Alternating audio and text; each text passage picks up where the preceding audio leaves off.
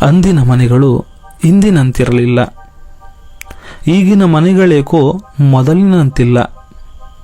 ಮನೆಯ ಸುತ್ತ compound, gate ಭದ್ರ, ಒಳಗಿರುವ ಮನಸ್ಸುಗಳೇಕೋ ಛಿದ್ರ ಛಿದ್ರ. ಬಂಧುಗಳೇ ಬಾರದ, ಸ್ನೇಹಿತರೂ ಸೇರದ ಮನೆಯ ಮುಂದೆ ಸದಾ ಕಾವಲುಗಾರ. ಇಂದು ಮನೆಯಲ್ಲಿ ಅನ್ನವೇ ಬೇಯುತ್ತಿಲ್ಲ, ಮನಸ್ಸುಗಳು ಮಾತ್ರ ಕುದಿಯುತ್ತಿವೆಯಲ್ಲ. ಅಡುಗೆ ಮನೆ ಸದಾ ಖಾಲಿ ಖಾಲಿ ಇರುತ್ತೆ.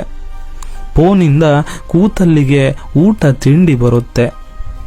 ಮನೆಗಳಾಗುತ್ತಿವೆ ಮಹಡಿಗಳಿಂದ ಎತ್ತರ, ಮನಸ್ಸುಗಳೇ ಆಗುತ್ತಿಲ್ಲ ಹತ್ತಿರ. ಸಂತೋಷ ಎಂಬುದಕ್ಕೆ ಸಿಗುತ್ತೇ ಇಲ್ಲ ಉತ್ತರ. ಅಂದು ಬಿಸಿಲು ಮಳೆ ಚಳಿಗೆ ಮೈ ಒಗ್ಗಿತ್ತು, ಮನೆ ತಣ್ಣಗಿತ್ತು, ಒಲೆ ಹೊಗೆಯಾಡುತ್ತಿತ್ತು, ಬಿಸಿ ನೀರ ಹಂಡೆ ಹಬೆಯಾಡುತ್ತಿತ್ತು. ಕಣಜದ ತುಂಬ ದವಸ ಧಾನ್ಯ ತುಂಬಿತ್ತು. ಬಂಧು ಬಳಗದ ನಡುವೆ ಅನುಬಂಧವಿತ್ತು. ಎಲ್ಲರೊಟ್ಟಿಗೆ ಮನೆಯು ನಗುತ್ತಲಿತ್ತು. ಮನೆ ಚಿಕ್ಕದಾದ್ರೂ ಮನಸ್ಸು ಚೊಕ್ಕವಾಗಿತ್ತು. ಅಂದು ನನ್ನಜ್ಜ ಕಟ್ಟಿದ ಮನೆಯಲ್ಲಿ ನಲಿವಿತ್ತು, ಒಲವಿತ್ತು, ಸಂತಸದ ಸೆಲೆಯಿತ್ತು. ಮುಖ್ಯ ಬಾಗಿಲು ಚಿಕ್ಕದಿತ್ತು, ತಲೆ ಬಾಗಬೇಕಿತ್ತು. ಮಣ್ಣಿನ ಗೋಡೆ ಸಾರಿಸಿದ ನೆಲವಿತ್ತು.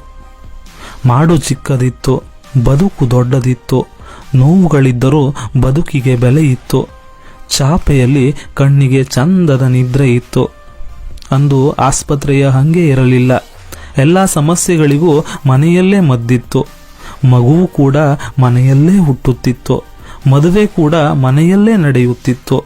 ಚಿತ್ರ ವಿಚಿತ್ರ ಛತ್ರದ ಹಂಗೆ ಇರಲಿಲ್ಲ. ಕೆಲಸಕ್ಕೆ ಶ್ರದ್ಧೆ, ದೇವರ ಮೇಲೆ ನಂಬಿಕೆ ಇತ್ತು. ಸಾವಿಗೂ ಸಹ ಮನೆಯೇ ಸಾಕ್ಷಿಯಾಗುತ್ತಿತ್ತು.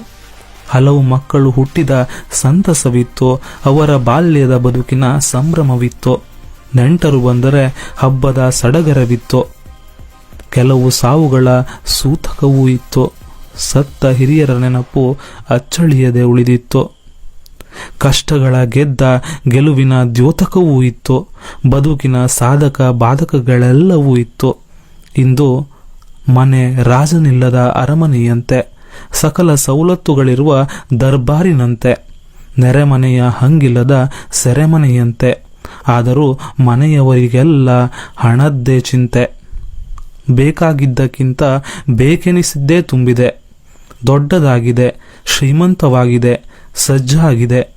ಮನಸ್ಸುಗಳು ಮಾತ್ರ ನುಜ್ಜುಗುಜ್ಜಾಗಿವೆ. ಶುಭ ಕಾರ್ಯಗಳು, ಸಂತೋಷಕೂಟಗಳು ಮನೆ ಬಿಟ್ಟು ಹೋಟೆಲುಗಳ ಸೇರಿಕೊಂಡಿವೆ. ಬಂಧುತ್ವ ಮಿತ್ರತ್ವಗಳು ಬಂಧನವಾಗಿವೆ. ನೆಂಟರಿಸ್ತರು ಮನೆಗೆ ಬಂದರೆ ಬರೀ ನಕ್ಕು ನಗದೆ ಕೋಣೆ ಸೇರುತ್ತಿದ್ದಾರೆ ಮನೆಯ ಮಕ್ಕಳು. ಮತ್ತೆ ಬರಲಿ ಆ ತುಂಬು ಕುಟುಂಬದ ಕಾಲ.